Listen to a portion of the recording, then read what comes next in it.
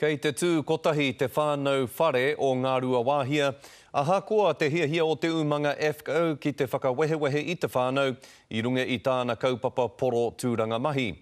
Neke atu i te ruarau ngā kaimahi i rau hi atu ki te tomokanga o te FCO i Horotiu i te rangi nei, ki te whakaputa i wā rātou whakahe, i reira tō mātou tangata a pōtaka maipi.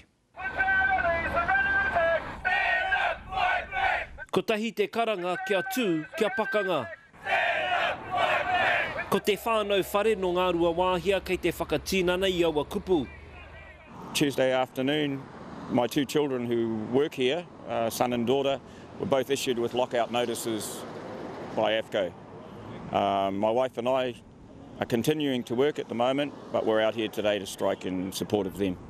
Nui ake i te rima rau ngā kaimahi i Horotiu, e rua te kau o rau i aukati i te mahi. I'm just feeling gutted that this has happened to me.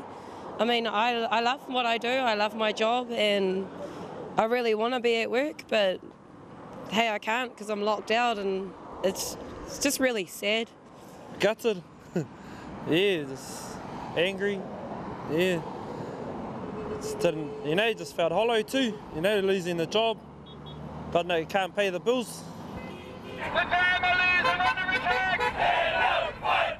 Ahakoa ngā karanga whakahe o enei o ngā kaimahi.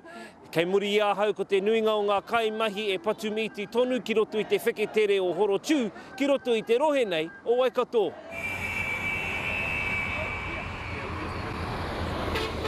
I'd just like to see tallies go back to the bargaining table and try and work out a fair solution to the whole problem.